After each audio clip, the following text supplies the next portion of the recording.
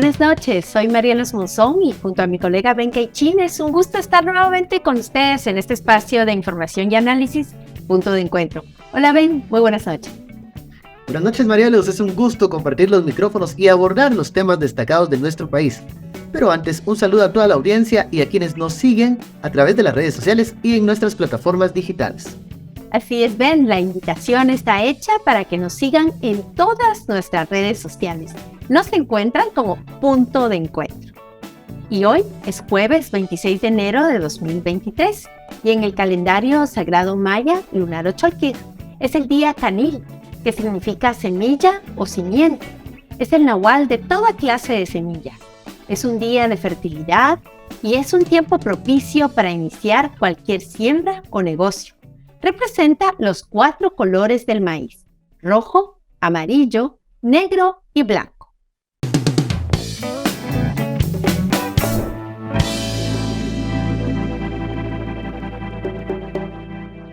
Empezamos este espacio de análisis e información Punto de Encuentro con el primer tema de nuestro programa. Así es, el 20 de enero el Tribunal Supremo Electoral oficializó la convocatoria de elecciones generales 2023, dando luz verde a la etapa de inscripción de candidaturas para más de 4.000 cargos a elección popular. ¿Qué nos estamos jugando en las próximas elecciones y cuáles serán los temas que impactarán en el escenario electoral? Nuestro colega Ferdi Montepeque nos lo cuenta en el siguiente reporte. La semana pasada, el Tribunal Supremo Electoral convocó a elecciones generales y de inmediato los partidos políticos se apresuraron para inscribir a sus binomios presidenciales. Sin embargo, para este año se avisora un panorama complicado para las candidaturas. A algunos políticos la Constitución les prohíbe competir por la presidencia, como a Suri Ríos por ser hija del general golpista Efraín Ríos Montt, o Romeo Guerra, compañero de fórmula de Sandra Torres, quien dejó de ser pastor de una iglesia evangélica para competir por la vicepresidencia. Además, políticos señalados de corrupción y otros delitos podrían inscribirse si priva el criterio del TSE, que asegura que todos los hechos por los que se señale a una persona deben estar probados. El registro de ciudadanos y quienes en organizaciones políticas, que es donde se llevan a cabo las inscripciones, pues tendrán que hacer esa evaluación y ponderación. Recordemos que no podemos emitir juicios de valor de nadie si no tenemos nosotros un documento que respalde o algunas circunstancias que se hagan valer y que sean objetivamente probadas, y esa es una circunstancia que compete directamente a quien califique el expediente de la inscripción de candidatos. Y por supuesto, nosotros no podemos excluir como tribunal ni el registro de ciudadanos ni organizaciones políticas a alguna persona que presente todos los documentos que nosotros hemos requerido, porque si los presenta no podemos excluir. El Ministerio Público y la Contraloría General de Cuentas serán otras instituciones clave en estas elecciones.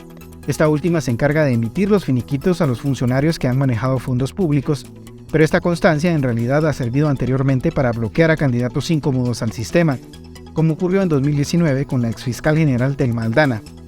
Este año la Fiscalía ya anunció una investigación contra el ex procurador de los derechos humanos Jordán Rodás, candidato a la vicepresidencia del partido MLP. Serán muy estrictos los encargados de revisar los documentos en el sentido de que debe de estar totalmente vigente. Se tiene tanto el registro de ciudadanos, Tribunal Supremo Electoral estará en línea con la Contraloría General de Cuentas para chequear si ese finiquito aún está vigente. Las elecciones de 2023 se vivirán en un ambiente de retroceso y persecución hacia actores de justicia, personas defensoras de derechos humanos y periodistas. Se prevé un juego con las cartas marcadas, según analistas. Dicho esto, la población en realidad podrá decidir entre retomar la senda democrática o profundizar la regresión autoritaria. Soy Ferdi Montepeque y esto es Punto de Encuentro. Y bueno, el proceso electoral 2023 se da en un contexto de regresión autoritaria. La salida del país de la CICIG, el debilitamiento del sistema de justicia, la persecución contra actores anticorrupción y la pérdida de los pesos y contrapesos entre los poderes del Estado configuran un escenario complejo para el desarrollo de las elecciones.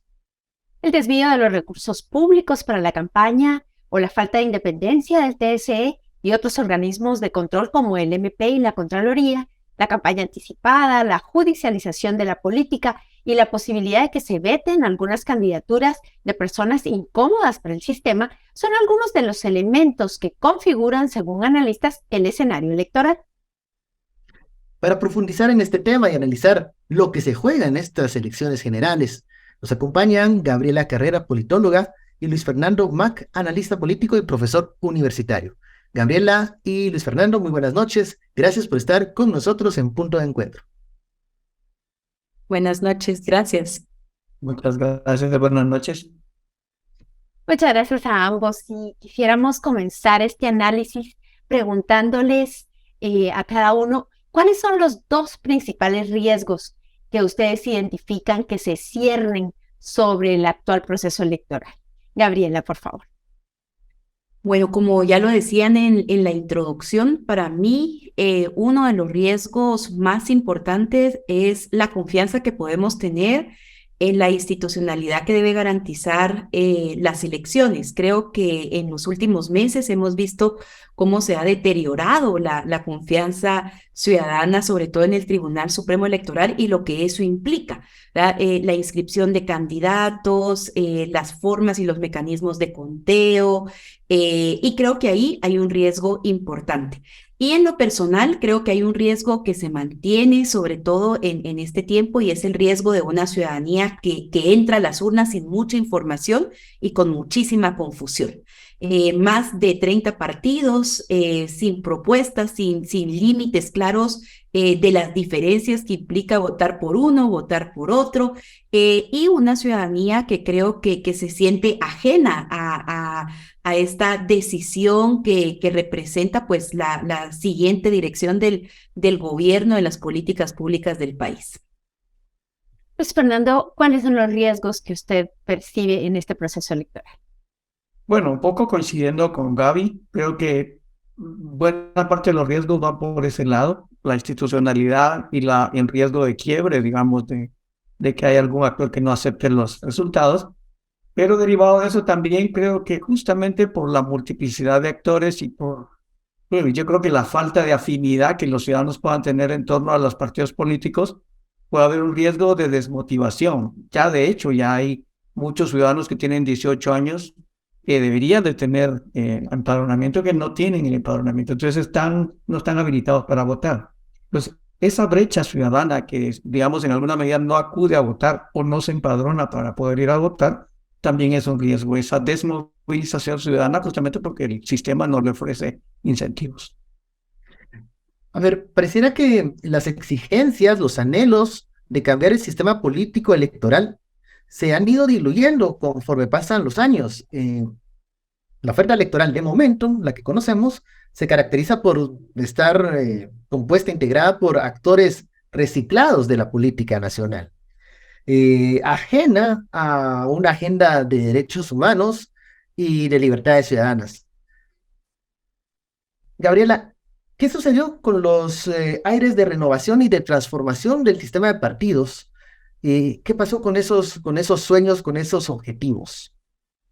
Bueno, lo que sucedió fue el arrase completo del pacto de corruptos y la reinstalación de las redes criminales en el Estado, es decir, la recooptación del Estado y su institucionalidad. Y creo que lo hemos visto progresivamente en estos años. Yo creo que tenemos esta sensación de haber vivido muchas historias en muy pocos años en el país. Porque justamente pues esos anhelos de transformación del sistema político y en específico del sistema electoral que teníamos en 2016, y ya hablábamos de reformas de tercera generación, por ejemplo, han quedado un poco en el olvido. Y esto porque se han venido cerrando todas las posibilidades de propuesta ciudadana, ¿verdad? Dejamos en el olvido también ese gran diálogo por la justicia y la propuesta de reforma constitucional en el sector justicia.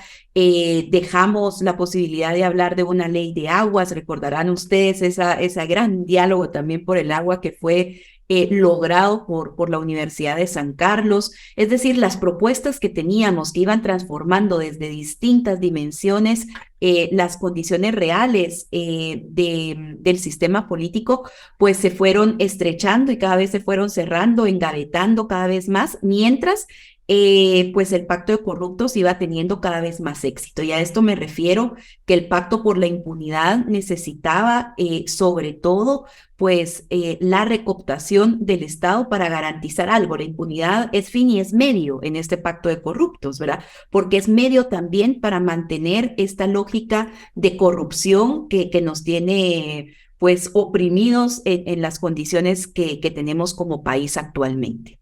Licenciado Mac, el actor clave en este proceso pues es el Tribunal Supremo Electoral. Apenas se acaba de lanzar la convocatoria de elecciones hace pocos días, pero ya la autoridad electoral está sufriendo serios cuestionamientos. ¿Qué opinión tiene usted sobre el Tribunal Supremo Electoral y qué podríamos esperar en este proceso de el que debería de ser la máxima autoridad para regirlo? Bueno, sí, él debería, es la máxima autoridad para regirlo. No hay más allá del tribunal alguien que lo pueda sustituir. Me parece que el tribunal sí se enfrenta a un desafío descomunal, me parece, pero para ser justos no es del todo culpa del tribunal. Primero tiene un entorno político bastante complejo, tiene, digamos, una serie de deslegitimaciones que no provienen solo del tribunal, sino de los actores políticos, digamos, circundantes, un poco por el proceso que Gaby ya nos contó, y también, obviamente, en un contexto sumamente polarizado en el que todos los actores no quieren perder. Entonces, creo que también, obviamente, se enfrenta a un desafío que trasciende realmente sus acciones. Sin embargo, como tú bien dices, hay acciones que el tribunal también dependen de él. Creo que el tribunal debe entender que cualquier decisión que tome va a ser cuestionada. Entonces, para evitar, digamos, hacer menos ruido, el tribunal debe explicar con toda propiedad por qué lo está haciendo, cuál es digamos, el trasfondo, cuál es, digamos, el fundamento de su decisión. Y una vez, digamos, que despeje esa duda de si es o no parcial, porque al final de cuentas creo que la parcialidad o la imparcialidad, digamos, depende de cómo se maneje, es lo que a algunos le cuestiona. ¿Por qué castiga a unos más y a otros menos, por ejemplo? Si el tribunal mantiene esa línea, digamos, de actuación más imparcial, creo que va a evitar cualquier problema. Y si logra entender, como te digo, que el contexto es complejo y por lo tanto todo lo que haga tiene que tener mucho más cuidado al hacerlo. Licenciado Mac, pero en ese sentido, hay algunos analistas, incluso abogados, que dicen que el Tribunal Supremo no es tan supremo, porque al final toma decisiones, pero van ante un órgano de justicia e incluso ante la Corte de Constitucionalidad, y entonces las decisiones se revierten. Entonces, no tanto rige en el tema electoral lo que podrían plantear los magistrados. Pero ese es, digamos, completamente de acuerdo con esa apreciación, no es tan supremo como debería, pero al final de cuentas eso no es algo que dependa del tribunal, depende de otros órganos jurisdiccionales y depende del diseño institucional. Eso me parece que eso hay que tomar conciencia posteriormente al proceso electoral, un poco para brindar al tribunal todas las características de supremacía que requeriría su calidad institucional. Pero sí es uno de los tantos elementos que, como te decía, hace que no todo dependa del tribunal. Tengo una pregunta para ambos. Varios analistas, expertos, vaticinan, indican que vetar candidaturas será uno de los rasgos característicos de este proceso electoral. ¿Ustedes coinciden? ¿Ven esa posibilidad? Comencemos con Gabriel. Bueno, yo creo justamente que en la línea de lo que veníamos conversando, sí necesitamos pensar, hacer una reflexión importante en relación al Tribunal Supremo Electoral. Entre ello, pues precisamente la posibilidad que tiene en este momento de vetar candidaturas, ¿verdad? Yo creo que el referente que hemos tenido de hace 4 años está muy presente en las organizaciones sociales, en las organizaciones de auditoría, las que acompañan al Tribunal Supremo Electoral, y vimos cómo descaradamente pues, fueron sacadas algunas propuestas incómodas para el sistema, ¿verdad? Pero también algunas otras candidaturas que, digamos, se mantienen el día de hoy, ¿verdad? Yo creo que ahí obviamente es importante lograr distinguir las intenciones y las voluntades del Tribunal Supremo Electoral, porque lo que estamos viendo en la actualidad, digamos que el análisis debe ser muy fino, ¿verdad? La razón del porqué del veto de las candidaturas no se puede analizar todo con la misma regla, ¿verdad? Y creo que eso va a ser importante y requiere una criticidad mayor, es decir, hay una constitución que veta ya de por sí la posibilidad de candidaturas específicas, ¿verdad? Pero por el otro lado, hay candidaturas que han venido siendo tildadas como de antisistema, que pareciera que por peligrosas se veta, ¿verdad? Entonces creo que es importante lograr hacer ese análisis, lograr diferenciarlo y de alguna manera, pues sí, creo que debemos estar atentos a ese matiz del Tribunal Supremo Electoral. Licenciado Luis Fernando. Bueno, yo de acuerdo con lo que dijo Gaby, solo haciendo una pequeña salvedad. No es, digamos, atribución del tribunal el rechazar o no una candidatura, bueno, a menos que no reúna los requisitos, pero una vez que se cumplan esos elementos, el tribunal no puede rechazar. Te rechaza no por decisión del tribunal, sino por decisión de otros órganos jurisdiccionales, ya sea la Corte Suprema de Justicia, la Corte de Constitucionalidad u otros órganos. Por ejemplo, se está diciendo que uno de los candidatos, que no voy a decir cuál, pero ustedes ya sabrán cuál, puede ser vetado porque le van a impugnar uno de sus requisitos que presentó. En este caso sería, por ejemplo, el finiquito en la Contraloría. Y al eliminarle ese finiquito, entonces el tribunal no tiene más que rechazarlo, pero por el hecho, digamos, justamente de que no reúne las calidades o los requisitos que plantea. Puede ser eliminado también, como pasó en el 2019, por decisión judicial. Por ejemplo, una de las candidatas en el 2019, que es el mismo caso de ahora, pero ahora hay un contexto diferente, en el que supuestamente tenía una prohibición constitucional, entonces la elimina porque hay una decisión de una instancia superior que dice no puede participar. Entonces, el problema es lo que se llama la judicialización de la política. Justamente lo que me planteaba Marielos. Otros entes, otras cortes, otras instancias jurisdiccionales pueden corregir la plana al tribunal y el tribunal entonces tiene que retirar esa candidatura. Luis Fernando, ¿qué ocurre? Bueno, lo que ocurrió en la elección pasada, decían algunos analistas, era que al vetar la candidatura de Telma Aldana, pues se refuerza otra candidatura como la de Telma Cabrera.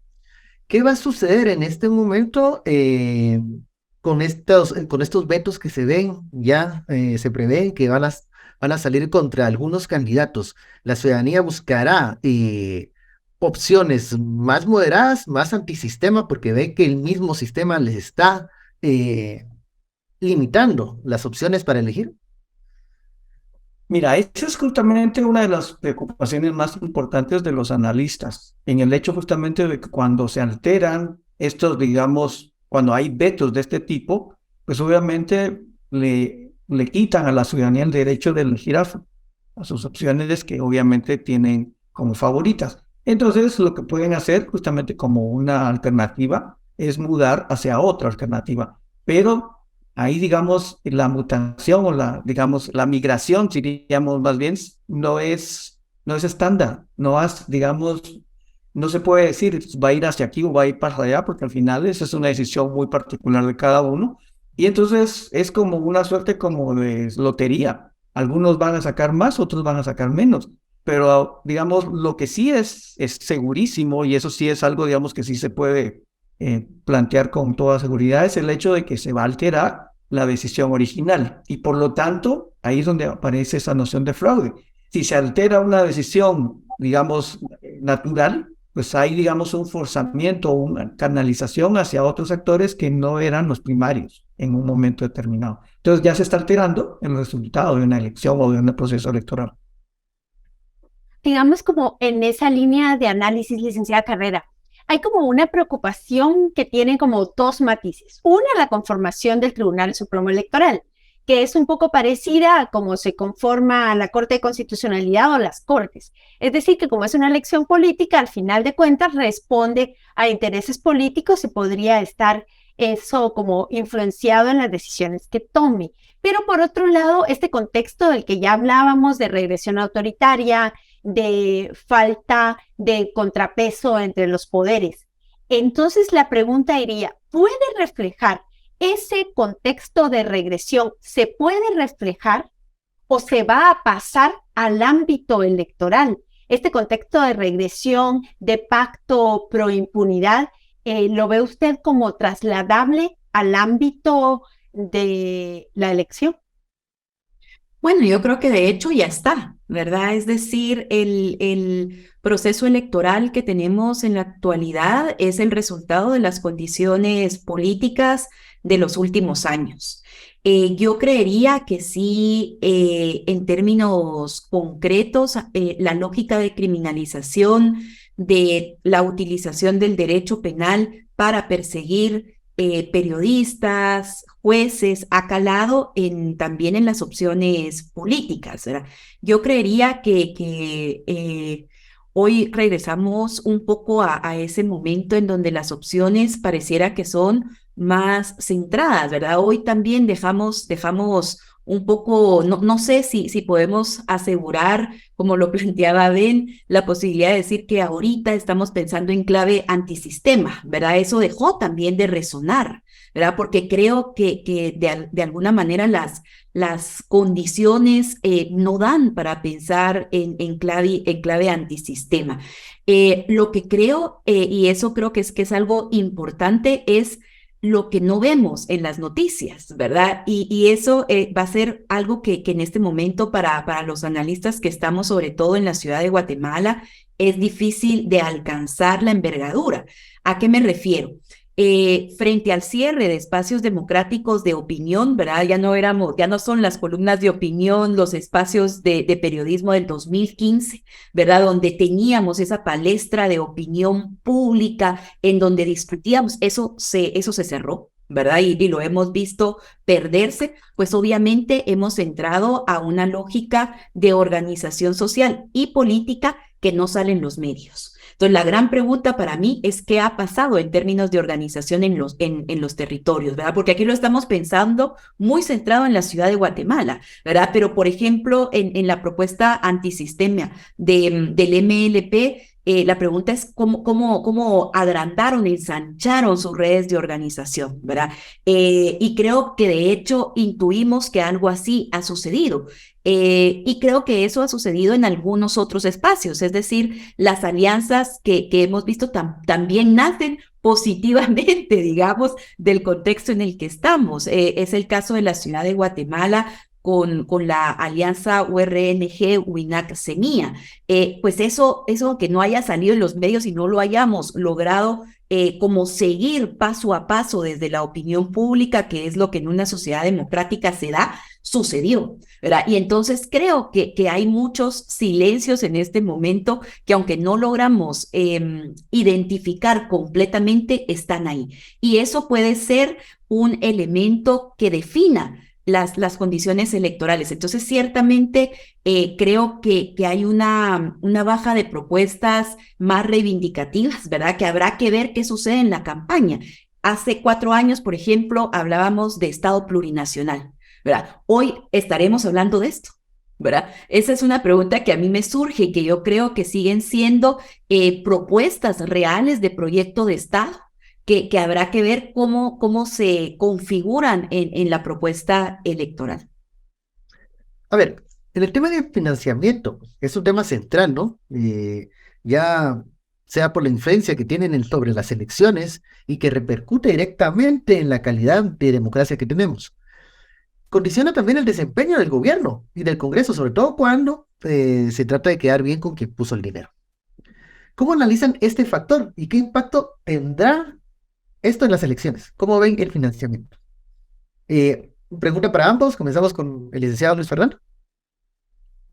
Bueno, el tema del financiamiento, ya la famosa frase de Iván Velázquez creo que nos viene a la mente del pecado original de la democracia.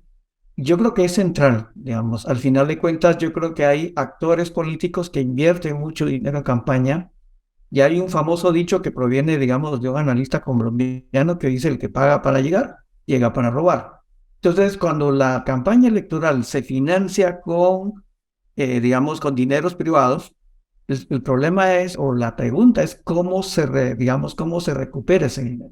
Y usualmente se recupera con malas obras, con, digamos, contrataciones elevadas, digamos, con sobresueldos y con una serie de elementos que ya lo hemos visto hasta la saciedad en Guatemala. Y el Tribunal Supremo tiene muy pocos elementos para poder fiscalizar a los partidos políticos. Yo creo que eso es parte también de la discusión, cómo se le dota al Tribunal Supremo como un ente, digamos, de fiscalización, pero obviamente hay muchos ardides y muchos mecanismos que pueden ser utilizados para esconder y para no transparentar las finanzas. Entonces yo creo que este es un tema fundamental que sigue siendo pendiente. Gabriela, ¿cómo ves? Yo comparto con Luis Fernando y sumaría, digamos, al análisis que yo creo que en ese sentido no solo hay una regresión, digamos, democrática, sino también hay una regresión ética, ¿verdad? O sea, regresamos un poco a la lógica de un financiamiento ilícito y mayúsculo, pues uno lo ve en estos momentos que no lo vimos en las anteriores elecciones, esa movilización de recursos. Y a mí me preocupa dos cosas. Una primera que tiene que ver con el hecho de los favores que se van a cobrar después, ¿verdad? Por lo tanto, si uno lograra seguir la trayectoria de los recursos, uno podría imaginar los escenarios a futuro del gobierno, ¿verdad? Es decir, quién va a estar atrás del quehacer estatal. Y por el otro lado, lo que me preocupa también es que creo que en términos de cultura política habíamos logrado tener esta idea de no vender el voto, ¿verdad?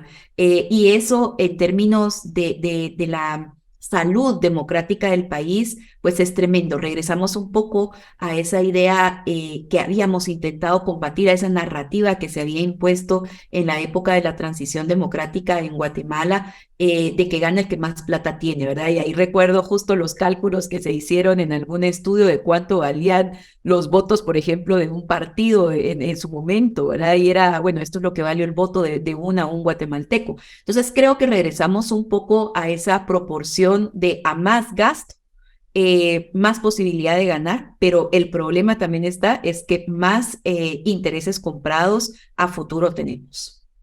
Uy, sin contar, por ejemplo, el dinero que viene del narcotráfico, del crimen organizado que está presente tremendamente en las papeletas.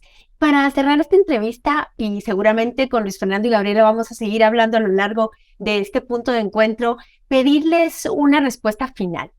Hablemos de los dos escenarios posibles a lo que se viene. ¿Cuáles podrían ser los dos escenarios posibles en términos de proceso electoral que ven cercanos, Luis Fernando? Bueno, un primer, digamos, escenario es que la democracia triunfe y obviamente lleguemos a un resultado satisfactorio de la democracia. Y el segundo escenario podría ser todo lo contrario, que hayan conflictos, que haya, digamos, un actor que sea electo que tenga poca credibilidad y que por lo tanto sean otros 4 años perdidos.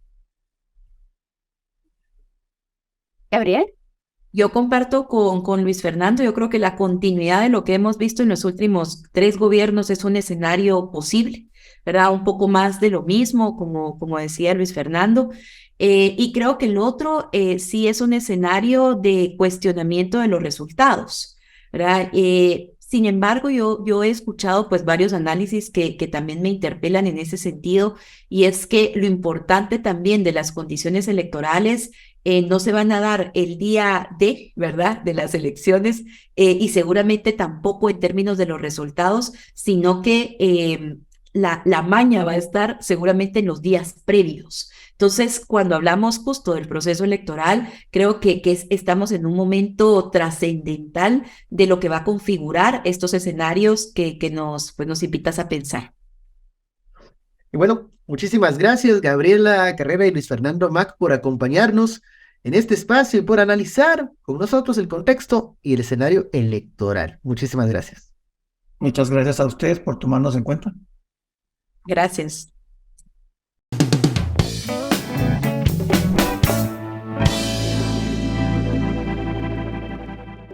Y bueno, es momento de conocer la historia de otra mujer guatemalteca que es ejemplo de lucha, compromiso y transformación. Claro que sí, Ben. Conozcamos a Fernanda Sandoval, una joven poderosa que combina la escritura de poesía con su profesión de abogada.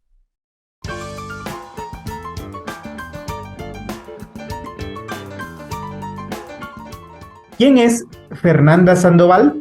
Soy Fernanda Sandoval, soy abogada y notaria guatemalteca, tengo 28 años, además escribo, soy escritora también y poeta. He publicado un par de poemarios y algunos cuentos en distintas revistas.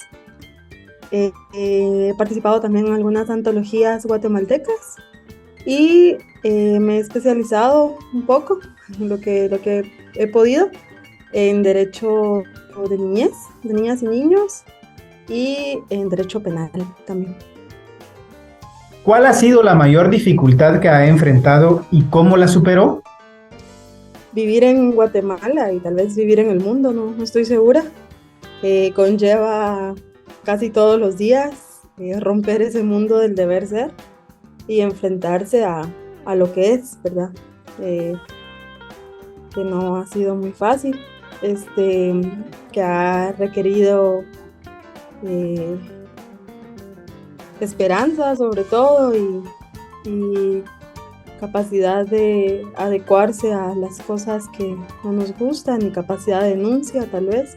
Vengo de una familia que me ha impulsado siempre, que le ha parecido valioso lo que tengo que opinar y me han apoyado en que si tengo que decir algo pues lo diga. Me han apoyado en que es válido lo que escribo, lo que pienso. Una familia pequeña, ¿verdad? El núcleo que son mis papás y mi hermano. Y una familia grande, tíos, primos, que en el mismo sentido, ¿verdad? Me han apoyado. Nunca he recibido un jalón hacia abajo, ¿verdad? Todo lo contrario, he recibido impulso, aliento. Y creo que eso me ha servido bastante para animarme sobre todo a publicar. Y que luego pues me he topado con también un grupo de amigos previo a dar a conocer que escribía, que me han impulsado a ser quien verdaderamente soy y que escribir es parte importante de mí. Y el momento en que empecé a participar en recitales, me he hecho también de un grupo y que empecé a publicar también, me he hecho de un grupo de amigos, conocidos, colegas, se les podría decir también, muy abierto, ¿verdad? ¿Cuál cree que es su mayor aporte a Guatemala? Puedo hablar a través de mi profesión de abogada. Como me dedico a la niñez, pues he trabajado mucho con niñas que han sido víctimas de trata de personas y de violencia sexual. Entonces, me parece que ese es la Guatemala, ¿verdad? No, creo que no hay un reflejo más evidente de Guatemala que una niña de unos 12, 13 años, mujer, indígena, con 3 años de educación, con hambre, con frío, que ha sido maltratada.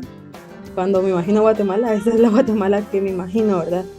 Y he tenido la oportunidad de que mi educación y mi profesión esté al servicio de estas niñas. Entonces, creo que ha sido un aporte útil, que de cierta forma también a través de la escritura, a lo mejor no lo que quisiera, pero sí lo que el tiempo me ha permitido, he reflejado estas experiencias que he tenido con niñas que han sido vulneradas.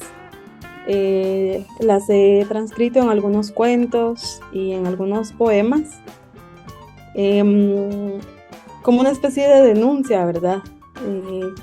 Y como una especie de altavoz también de las voces de estas niñas que muchas veces lamentablemente son acalladas, ¿verdad?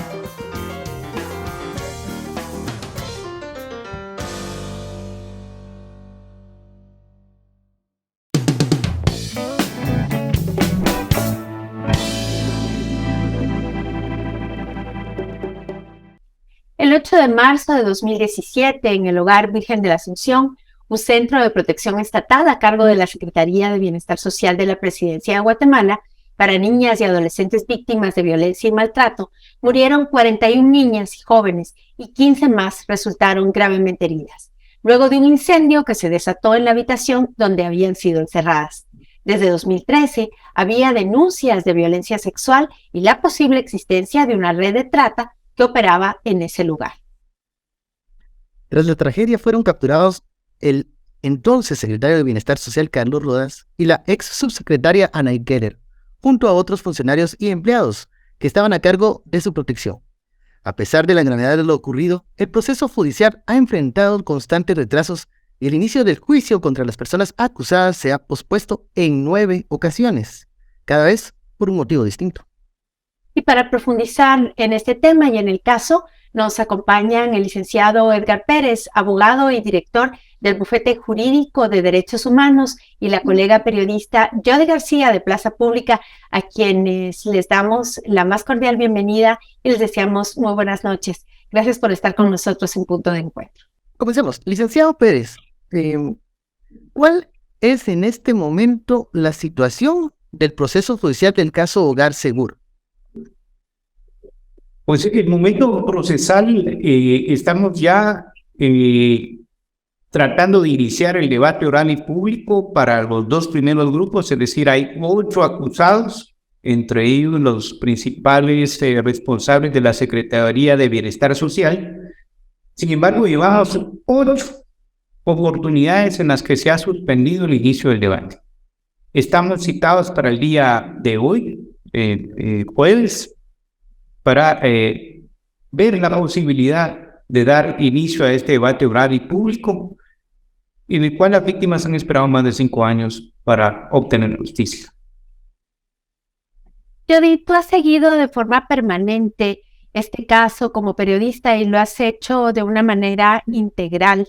¿Y cuáles destacarías tú como los momentos centrales de denegación de justicia para las víctimas y sus familias? No solo este retraso, sino lo que has visto a lo largo de estos años.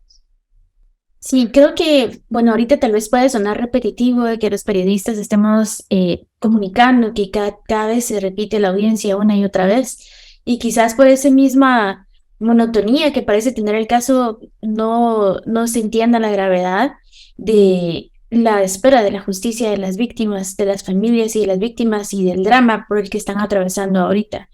Hay una desconfianza muy grande en el sistema de justicia, hay un desgaste, hay gastos también que no se han medido ni cuantificado de las personas, porque la mayoría de las familias son de escasos recursos que cada vez que se presenta a una audiencia que se suspende, tienen que gastar un día de trabajo, más lo adicional, lo que implica el transporte, el pago de abogados, etc. Entonces creo que uno de los momentos más dramáticos de todos estos años de injusticia ha sido ver a las madres de las niñas víctimas, las familias de otras que sobrevivieron, con esta desesperanza que no parece tener final, de esta falta de respuesta del sistema de justicia a una tragedia tan grande como esta. Licenciado Pérez, usted nos decía en su primera respuesta que se posterga una y otra vez la apertura a juicio y que ha sido un camino muy largo por diferentes motivos. ¿Qué lectura hace usted de estos retrasos que se han dado en este caso, que es tan trascendente, y qué acciones legales se están tomando para intentar evitar que siga ocurriendo? Claro, yo creo que cualquier ciudadano común tiene que darle una lectura de falta de voluntad política en la administración de justicia. ¿Cuáles han sido los motivos por los cuales se ha suspendido ya 8 veces el inicio del debate oral y público? Han sido temas meramente administrativos del organismo judicial. Inicialmente no se había designado juez titular del tribunal, después no se encontraban las salas para audiencias adecuadas. Hay que recordar que son 8 acusados, 11 abogados, somos 4 querellantes, el Ministerio Público, y hay una gran cantidad de pruebas que debe desarrollarse en el debate, por lo que debe de tenerse una sala adecuada. Sin embargo, eso no lo ha previsto el organismo judicial. Y hemos sido las partes querellantes que, apoyando al Ministerio Público, hemos gestionado. Sin embargo, en las 2 últimas audiencias, el debate oral y público no se inició por fallas en el sistema de grabación del audio. Es importante tener una garantía que los sistemas de audio, los mismos espacios donde desarrollamos las audiencias, sean los adecuados. Solo hay que recordar que en este caso se encerró bajo llave a 56 seres humanos, a 56 niñas que no tuvieron opción y por eso 41 días murieron. Entonces, esto debería ser algo que llame la atención poderosamente a la gerencia del orden judicial para establecer que tiene que haber espacios adecuados, con varias salidas, que las partes procesales estemos cómodas, pero no ha sido posible, a pesar de que por gestiones que se hicieron previo a enero de este año para que se garantizara una sala con condiciones, hemos tenido 2 intentos para iniciar el debate y las circunstancias estructurales de audio no han podido ser garantizadas y por eso hoy estamos intentando dar inicio a este debate oral público. A la par de los retrasos judiciales que menciona el licenciado, existen impactos emocionales, personales, de salud, psicológicos para las niñas y adolescentes sobrevivientes. Jody, ¿cómo describirías la situación actual de las sobrevivientes de la tragedia del Hogar Seguro y el estado anímico de las familias de las víctimas? Sí, bueno, creo que es importante que la audiencia sepa que las víctimas, las niñas y adolescentes que sobrevivieron, ya son todas mayores de edad y ninguna de ellas ha tenido justicia. Hay también una indemnización que, bueno, un pago que tiene que hacer el Congreso mensualmente, que sabemos que no es suficiente para que las niñas tengan una calidad de vida digna. También sabemos que para que les den este apoyo también tienen que presentar muchísimas facturas que muchas veces tampoco tienen acceso, porque si les da un apoyo al Estado, ¿dónde compran la comida? En el mercado, ¿dónde compran la ropa? Tal vez en tiendas de segunda mano. Entonces no tienen como todos esos documentos legales que puedan justificar en qué están gastando el dinero. Entonces hay muchas trabas burocráticas para que ellas reciban la ayuda que necesitan y aunque esta ayuda es mínima. Y luego dentro del trauma emocional, por ejemplo, puedo mencionar un poco el caso de una de las madres que siempre que hay una actividad conmemorativa en el Parque Central, que ahora es llamada la Plaza de las Niñas, siempre está ahí y hemos hablado con ella y no es que las familias hayan recibido un apoyo psicológico de parte de alguna institución del Estado para procesar este trauma. Entonces, a muchas de las mujeres, madres que hemos visto luchando por justicia en este caso, las hemos visto solas y nada más acompañadas por organizaciones de mujeres y otras de derechos humanos, pero no ha habido un acompañamiento psicológico de parte del Estado a favor de ellas. Y luego es importante mencionar, por ejemplo, en la última audiencia en la que estuve, donde por un motivo de audio se suspende la audiencia, muchos de los colegas periodistas y yo hablamos con Vianney Hernández, que es la madre de Ashley, una de las niñas que murió en el incendio. Creo que ella es una ahorita de las voces y mujeres más destacadas hablando sobre este caso y representando a las familias, y es evidente el desgaste en ella. Ella decía en el audio de la entrevista: estoy cansada, estoy decepcionada, ya no sé qué más esperar. Entonces creo que tenemos que ponerle atención a esto porque esta falta de condiciones del sistema de justicia para que el juicio se lleve a cabo tiene un impacto directo en cómo las familias están procesando el duelo por esta tragedia, que todavía están esperando justicia. Y bien, dicen por ahí que la justicia tardía no es justicia. Licenciado Pérez, ¿cuáles son estos principales aspectos que ustedes como querellantes y el MP han tomado en cuenta para basar la acusación contra las personas a quienes se señala como responsables de lo ocurrido?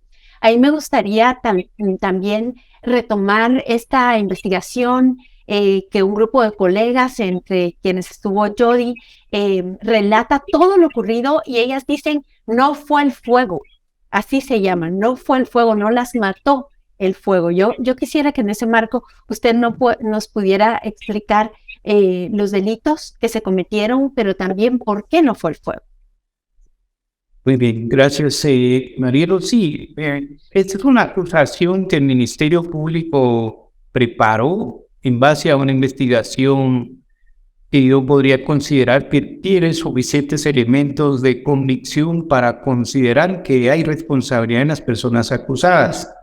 Obviamente el debate oral y público es el momento procesal donde se desarrollarán las pruebas, pero sí, efectivamente, estos aspectos que se deben de considerar son que las niñas, niños y adolescentes que estaban en el hogar seguro Virgen de la Asunción estaban bajo lo voy a decir así, estaban bajo el cuidado y protección del Estado. No eran niños, niñas ni adolescentes en conflicto con la ley penal. Lo quiero aclarar porque sus inicios se quiso tergiversar que eran jóvenes, adolescentes en conflicto con la ley penal. No, estaban bajo el acogimiento, el programa de acogimiento y protección del Estado. Sin embargo, fue el mismo Estado el que no cumplió su deber. ¿Por qué lo decimos y por qué se aseguran las acusaciones?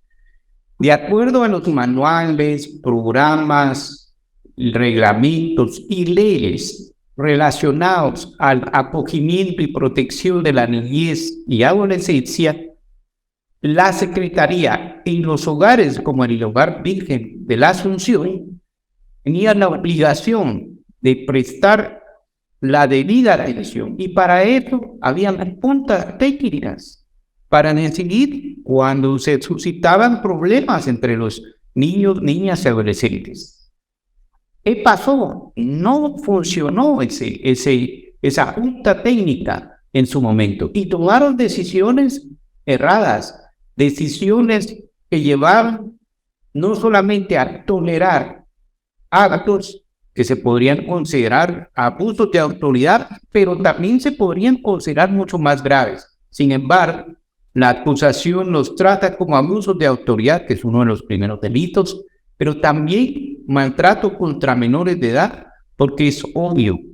Aquí hay acciones y omisiones que se dieron, que es lo que queremos discutir dentro de un debate oral y público por parte de los funcionarios encargados del acogimiento y protección de la niñez que llegaba a los hogares como el referido Virgen de la Asunción. Entonces, tenemos aspectos sobre las funciones y atribuciones que tenía cada uno de estos funcionarios y que no cumplieron y que dieron un desenlace fatal de 41 niñas muertas. Pero esto estamos hablando del sistema de acogimiento y protección de la niñez, pero también aquí hay una involucración importante de las fuerzas de seguridad. La Policía Nacional Civil no tenía absolutamente nada que hacer en estos hechos, en estos acontecimientos. Sin embargo, es ahí donde vemos también responsabilidades que se delegaron. Es el debate oral y público donde se va a desarrollar esto, pero son esos aspectos importantes que están reglados en normas, reglamentos, circulares, manuales, que se dejaron de cumplir y que dio un desenlace fatal, pero fundamentalmente porque se tomaron decisiones totalmente erradas y se dejó de hacer lo que en derecho y en su obligación debían de haber hecho los funcionarios. Solo quiero que se imaginen estar en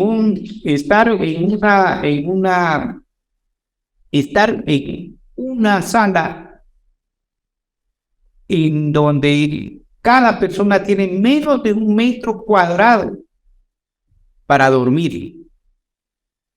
Solo imagínense eso, cómo iban a caber 56 personas, 56 seres humanos en un salón de 6,80 por 7 metros. Y bueno, ¿qué lección ha dejado la tragedia del hogar seguro en el manejo de las instituciones, sobre todo aquellas que tienen el resguardo de niñas, niños y jóvenes en situación de vulnerabilidad? ¿Se está aplicando algo nuevo o sigue en la situación como siempre, como antes? Cuando hicimos este especial que mencionaba Marielo sobre No Fue el Fuego, yo tuve asignada la investigación del antes de la tragedia, ¿no? ¿Qué pasó antes? Y al hacer esta investigación nos damos cuenta de que muchas cosas que las niñas denunciaron antes de su muerte siguen pasando. y mala atención de parte de las monitoras, las mujeres que deberían cuidarlas, mala alimentación, mala atención física, psicológica y emocional. Y bueno, y creo que la evidencia más grande para demostrar que muchas de esas condiciones no han cambiado es que recordemos lo que ha pasado en este hogar Zafiro, que también es donde hay niñas y adolescentes en protección del Estado que han salido a denunciar y que se han subido al techo de la institución, se han tirado, se han escapado para contar que no reciben la atención que necesitan, que reciben abusos. Y creo que todo esto nos envía un mensaje, ¿no? Que si lo que pasó en una tragedia tan grande en el lugar seguro todavía no ha recibido justicia, las denuncias pequeñas, por así decirlas, la denuncia que pueda hacer una niña o un adolescente en el sistema, no va a tener eco. Si sus 56 de sus compañeras fueron encerradas en una habitación y todavía no hay justicia por eso, imagínate que un monitor te maltrate y tú lo denuncies dentro del hogar, pues no va a ser escuchado. Y ahorita pues pensaba mucho en el contraste, ¿no? Ahorita que mencionaba el licenciado Edgar Pérez sobre estos trámites para que haya una audiencia donde las partes estén cómodas para que puedan realizar el juicio. Contrasta mucho con el hecho con el que inició este caso, ¿no? El hacinamiento en el que fueron metidas un montón de niñas y adolescentes que estaban exigiendo sus derechos en mucho de marzo.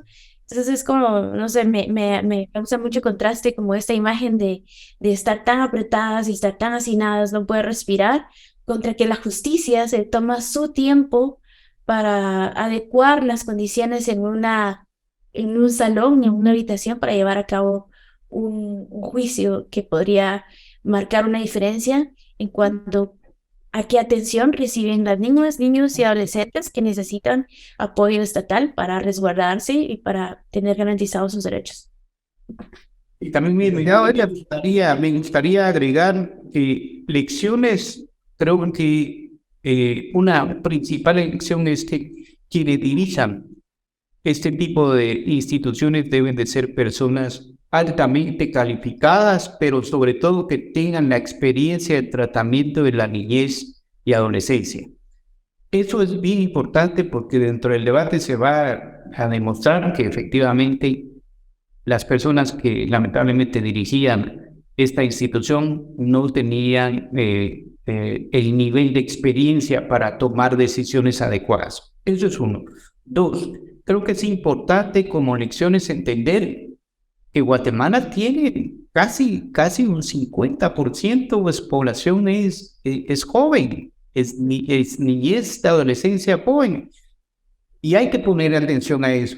Esa es una lección importante, pero quienes llegan a los centros de acogimiento y protección, llegan porque hay problemas estructurales sociales que el Estado no ha tenido. Eso es algo que las lecciones de este caso nos tienen que dejar como lección importante para los gobiernos.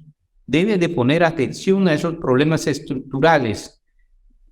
Hace falta mucha atención psicojurídica, psicosocial, de trabajo social, en aquellas áreas donde la educación y la salud no llegan. Eso es importante. Y la educación desde la familia es importante, pero también la educación estatal es muy importante para que los niños, niñas y adolescentes sepan conducirse en el desarrollo de sus vidas. Y tercero, yo creo que es una lección importante, es que esto era algo anunciado. Como dijo Jody anteriormente, había denuncias públicas de abusos en el hogar. ¿Por qué no se tomaron las medidas adecuadas en su momento oportuno? Esa es una lección muy importante. Hay que poner atención a esas denuncias públicas que se hacen desde los centros, porque continuaron pasando, pero ahí lo dejarían esas 3 lecciones. Licenciado Edgar Pérez, colega Jody García, muchísimas gracias por haber estado con nosotros en este espacio y analizar y contarnos lo que está sucediendo con un caso emblemático en donde nos sumamos a ustedes en la exigencia de justicia. Que tengan ambos muy buenas noches. Y gracias a todo el equipo que hizo posible este punto de encuentro. Esta semana conocimos a Fernanda Sandoval, una mujer poderosa en la poesía y amante del estudio de las leyes que protegen a la niñez. Nos acompañaron Luis Fernando Mac y Gabriela Carrera para analizar los escenarios de la próxima elección y lo que nos estamos jugando en los comicios del 25 de junio. También abordamos el caso Hogar Seguro y los retrasos para lograr justicia para las víctimas de este crimen. Un placer haber estado con ustedes en este espacio de información y análisis. Les invitamos a que nos sigan en todas nuestras redes sociales como Punto de Encuentro. Buenas noches, Ben, y muchas gracias por haber compartido conmigo los micrófonos, y buenas noches a quienes nos acompañan. Gracias, Marielos, buenas noches y gracias a nuestra audiencia. Hasta otro Punto de Encuentro.